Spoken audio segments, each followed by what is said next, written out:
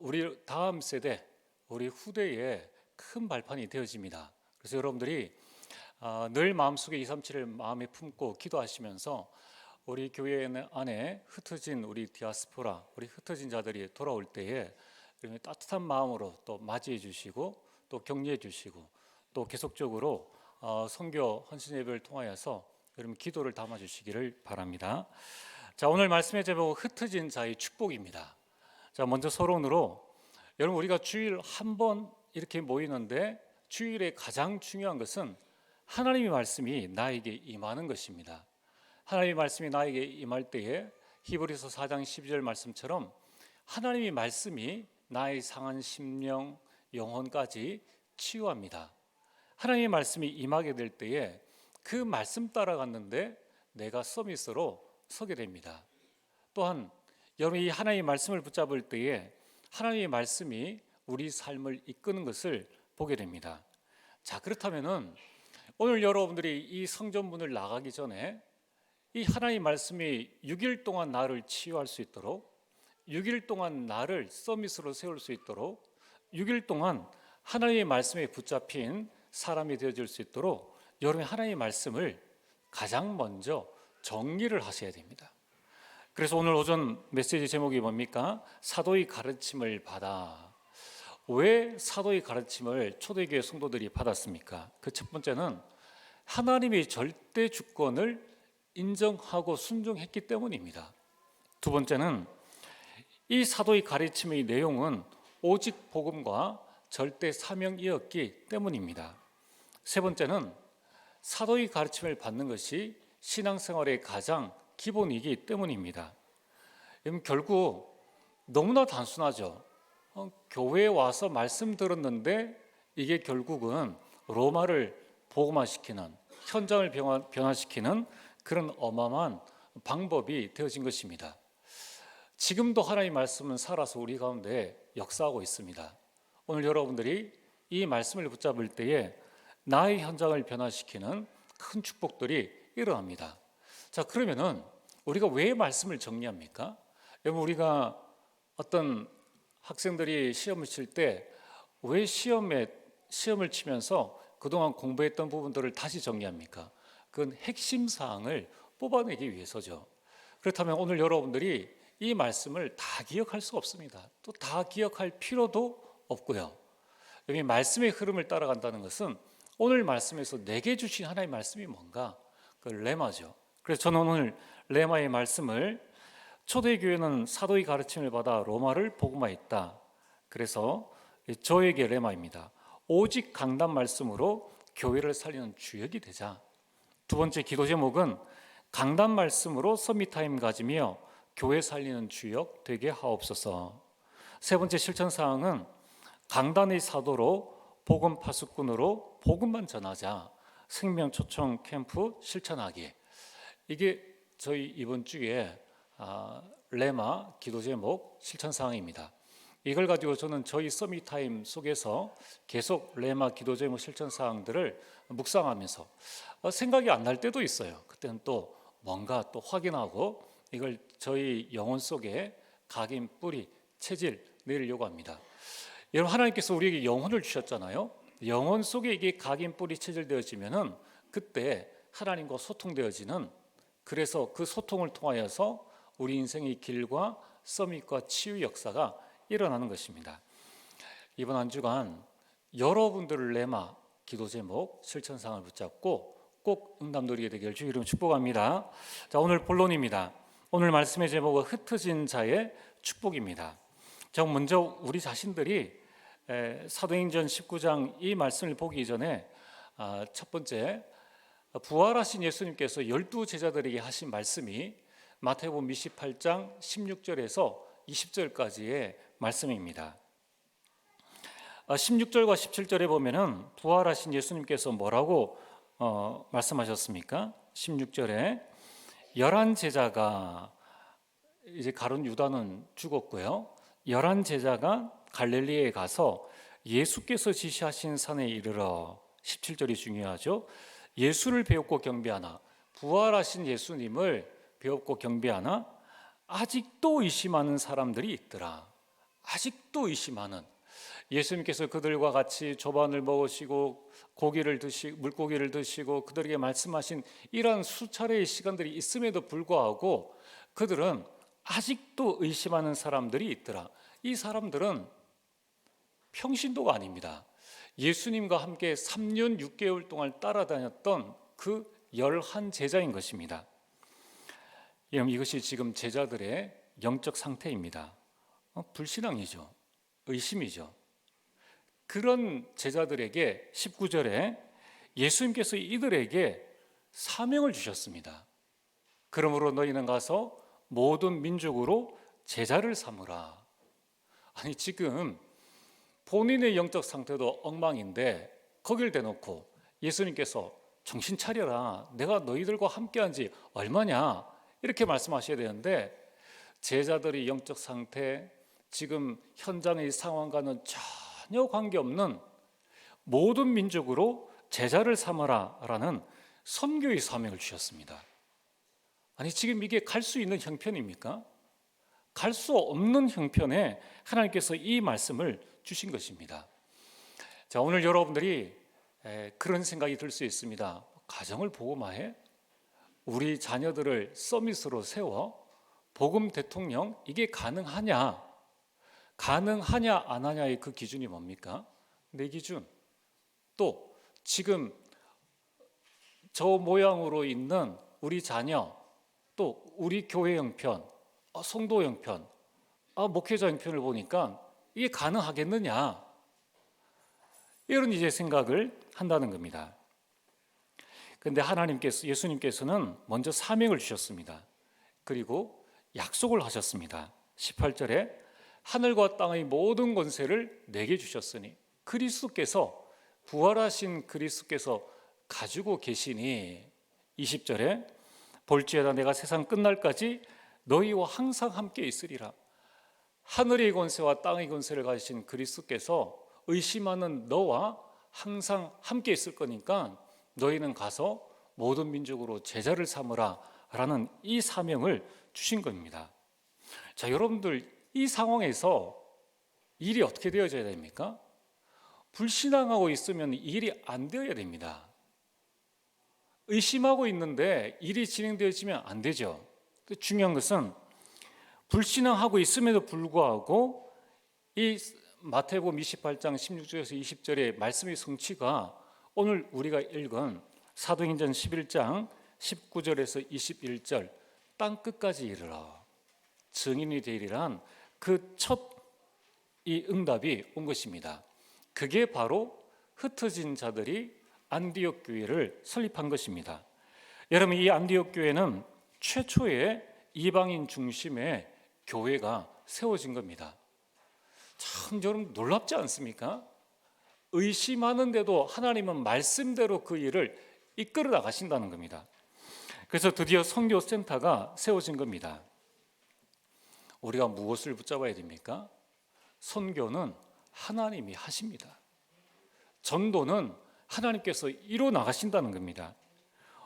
저와 여러분들은 언약만 바르게 붙잡고 있으면 돼요.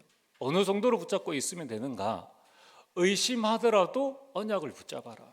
여러분, 불신앙하더라도 이게 하나님의 말씀이 맞는데 나는 불신앙한다. 그러나 하나님의 말씀은 진리다라는 여러분들이 불신앙하면서도 언약을 붙잡고, 여러분이 불평불만하면서도 언약을 붙잡아야 합니다.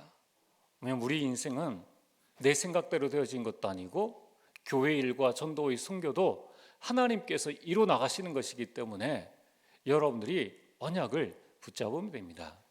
그래서 우리가 주일에 와서 하나님의 말씀을 붙잡는 것이죠. 여러분, 내일부터 당장 나가보십시오. 말씀 붙잡을수록 우리에게 다가오는 것은 갈등입니다. 아니, 하나님의 말씀은 전도한다 그러고 선교한다 그랬는데 왜 안 되어지느냐? 여기에서 하나님의 능력이 나타나는 것입니다. 그래서 오늘 성전문을 나가기 전에 여러분들이 기도하시면서 내게 주신 하나님의 말씀을 꼭 붙잡게 되길 주의 이름으로 축복합니다. 언제까지 붙잡으면 됩니까? 이 언약을 하나님께서 나에게 문을 열어주실 때까지, 하나님의 시간표가 올 때까지, 하나님의 응답이 있을 때까지 여러분이 언약을 붙잡고 기다리시면 되는 거예요. 믿음이 뭡니까? 언약을 붙잡고 기다리는 것이다. 그게 믿음이에요. 그래서 안디옥 교회의 설립은 말씀의 성취다.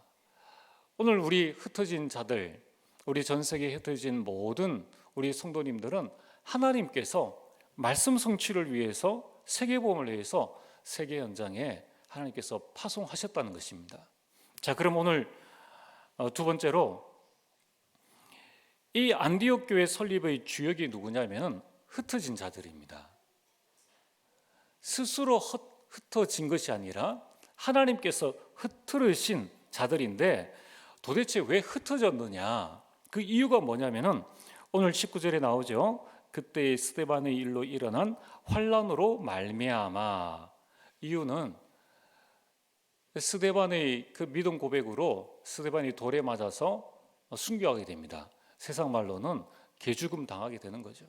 그러니까 이제 아이고, 이거 예루살렘에 있다가는 내가 지금 목숨이 위태롭게 되겠구나. 그래서 사도행전 8장 1절에 보면은 사도 외에는, 이 11명의 사도 외에는 예루살렘에 있는, 오전에 말씀드렸지 않습니까? 최소 3,120명 중에 11명을 제외한 모든 사람들은 이스라엘 밖으로 다 흩어졌다는 겁니다. 여러분, 결국 이들이 누굽니까? 이들은 평범한 신앙생활을 하고 있는 평범한 성도라는 거예요. 근데 여러분들 지금 이 흩어졌다 이유가 스데반으로 일어난 환란인데, 교회 안에 문제가 생기고 이제 사회적으로 큰 문제가 생기니까 좋은 말로 흩어졌고, 실제는 뭡니까? 도망간 자라는 거예요. 도망자입니다. 여러분, 우리는 그렇게 말하지 않습니까? 문제가 생기면은 그게 정면으로 대응해서 믿음으로 이겨내야지. 그럼 지금 이 사람들은 일제 시기에 보면은 주기철 목사님은 믿음으로 맞서서 순교했는데, 이제 그리스도 부인하고 또 부인하기 싫으니까 그 현장을 지키지 않고 다른 곳으로 피신한 도망자들이라는 겁니다. 여러분, 참 놀랍지 않습니까? 어느 정도로 도망을 갔느냐. 이들이 환란을 피해서 전 세계로 흩어졌는데 그 가운데 안디옥에 간 사람들이 있습니다. 예루살렘에서 안디옥까지 거리가 800km, 대구에서 서울까지, 부산까지입니까? 거리가, 서울에서 부산까지 거리가 400km. 거기에 배가 되어지는 거리를 막 죽으라고 간 겁니다. 살기 위해서 도망을 간 거예요. 좋은 말로는 신앙을 지키기 위해서 갔는데 결국은 그 800km를 가서 안디옥까지 이르게 되었다는 겁니다. 이 안디옥이 지금의 터키, 튀르키예라는 지진이 일어난 그 현장까지 그들이 간 겁니다. 그런데 하나님의 역사는 놀랍지 않습니까? 자신들은 신앙을 지키기 위해서 예루살렘에 머문 것이 아니라 나는 나의 신앙을 지켜야 되겠다.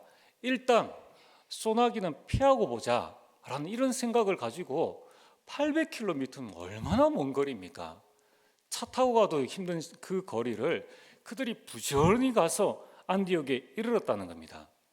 이때 일어난 하나님의 역사가 뭡니까? 이들이 본 것이 있고 들은 것이 있으니까 거기에서 20절에 뭐라고 말씀합니까?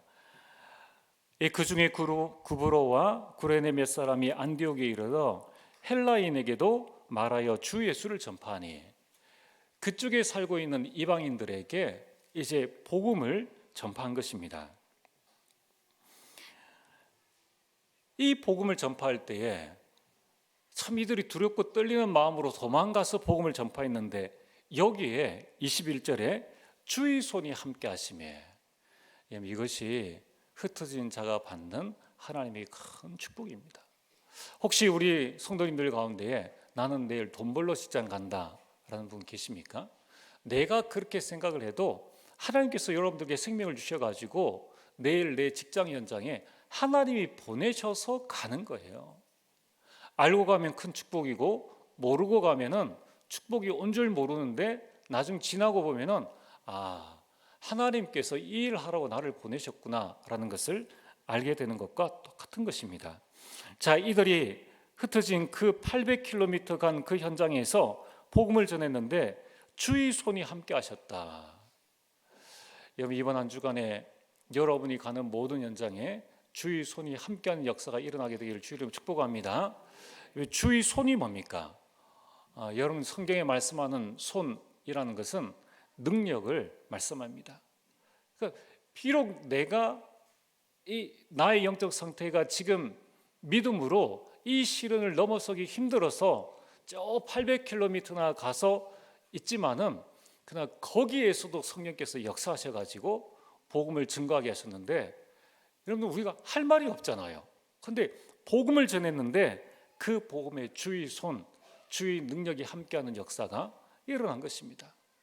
오늘 여러분들이 나는 직장 가야 돼, 먹고 살기 위해서 가야 돼, 그렇게 해도 여러분이 그곳에서 복음을 붙잡을 때에 하나님의 능력이 여러분과 함께한다는 것입니다. 또한 여러분들이 어디에서 무엇을 하든지 전도의 방향을 맞추고 선교의 방향을 맞추면은 하나님은 그 일을 할 수 있는 능력을 여러분의 환경, 여러분의 능력, 실력과 관계없이 그 일을 이루어 주신다는 겁니다. 그래서 우리는 환경을 볼 수밖에 없죠. 우리는 나의 형편을 볼 수밖에 없습니다. 그러나 하나님은 나를 통하여서 하나님이 일을 하신다는 것을 꼭 기억을 하셔야 합니다. 이처럼 도망자들이 흩어져서 복음을 전했는데 그 결과는 어떠합니까? 21절에 수많은 사람들이 믿고 주께 돌아오더라. 어느 정도로 수많은 사람들이 믿고 돌아왔는가 하면은 22절에 흩어진 자들 몇 사람이 가서 복음을 전했는데 많은 사람이 믿었다라는 이 소문을 타고 800km 떨어진 예루살렘 교회에 그 소문이 들어갈 정도로, 그래서 예루살렘 교회에서 회의를 했습니다. 이걸 어떻게 할 것인가? 저 이방에 드디어 복음이 전해져서 믿는 수많은 사람들이 일어났는데 우리가 보고만 있을 것인가? 그렇지 않다. 우리가 이곳에 말씀 운동을 지속할 수 있는 사역자를 파송하자 할 만큼, 바나바를 파송할 만큼 교회가 든든히 세워진 것입니다. 오늘 우리 성도님들이 꼭 기억을 하시길 바랍니다. 여러분, 우리는 그냥 흩어져서 다락방하고 그냥 흩어져서 지교회하고 구역예배 하는 것 같지만은, 그러나 그 모임 속에 하나님의 손이 함께 하신다는 것입니다. 여러분들이 전하는 그 복음에 하나님께서는 수많은 사람이 믿고 돌아오는 그런 역사들을 우리 가운데 일으켜 주신다는 겁니다. 이것이 바로 흩어진 자의 축복인데, 이 안디옥 교회가 어느 정도로 축복을 받았냐 하면은 사도행전 11장 27절에서 23절에 30절에 천하에 큰 흉년이 들었습니다. 예루살렘으로부터 시작해서 전 세계에 큰 흉년이 들었는데, 그런데 이 안디옥 교회가 지금 흉년으로 어려움에 처한 예루살렘의 소식을 듣고 난 다음에 우리가 모교회인 예루살렘 교회를 돕자, 이렇게 해서 구제 헌금을 바나바와 사울 편으로 보내게 된 것입니다. 오늘 저와 여러분들이 하나님께서 우리를 주일에 이곳에 모이게 하시고 또 평일에는 우리 현장으로 흩으십니다. 또 지금 우리 교회에서 함께 신앙생활했던 분들 가운데에 여러 가지 일들로 하나님께서 전 세계에 우리 성도님들을 각자의 현장으로 흩으셨습니다. 언약 붙잡은 자들이 흩어짐은 환난도 축복이 되어지는 겁니다. 여러분에게는 문제도 복음 증거에 전도에 큰 문이 되어진다는 것을 꼭 기억을 하시길 바랍니다. 자, 그렇다면 오늘 결론입니다. 도망가서 복음 전했는데 안디옥 교회가 세워진 것은 그들의 능력과 그들의 실력이 아닙니다. 하나님이 하시는 일입니다. 그래서 선교는 하나님의 절대 축복이요, 하나님의 절대 계획인 것입니다. 그래서 우리가 선교 헌신 예배를 드리는 겁니다. 여러분, 이 선교의 의미를 알고 여러분이 우리가 예배 가운데 임한다면은 우리는 선교에 많은 응답들을 누릴 수가 있죠. 하나님은 환난을 일으켜서라도, 또 하나님의 자녀들을 흩어지게 해서라도 하나님은 237 나라와 오천종족 선교를 이루어 나가십니다. 그래서 선교는 우리에게 주신 축복이다. 자, 그렇다면은 오늘 여러분들이 나의 선교를 결정하시길 바랍니다. 나는 어떻게 선교할 것인가? 여러분 이것을 계속 기도하면서 인도받으시고 여러분이 결정하시길 바랍니다. 자, 첫 번째, 내가 가는 선교가 있습니다. 내가 목회자로, 내가 선교사가 되어져서 내가 저 민족을 살리겠다, 이 가는 선교가 있습니다. 두 번째는 나는 가지는 못하겠다, 그러나 나는 보내는 선교를 하겠다. 내가 한 선교사를 후원하는 경제 후원을 하겠다, 또는 내가 기도 후원을 하겠다. 내 생명 다하는 그날까지 내가 그 선교를 위해서 매일 절대로 빠지지 않고 기도하겠다. 이것이 보내는 선교입니다. 세 번째는 역선교가 있습니다. 지금 국내에 다민족들이 많이 들어와 있습니다. 내가 이들을 제자로 세워서 그 나라에 선교사로 파송하겠다. 이게 역선교입니다. 네 번째는 기능선교입니다.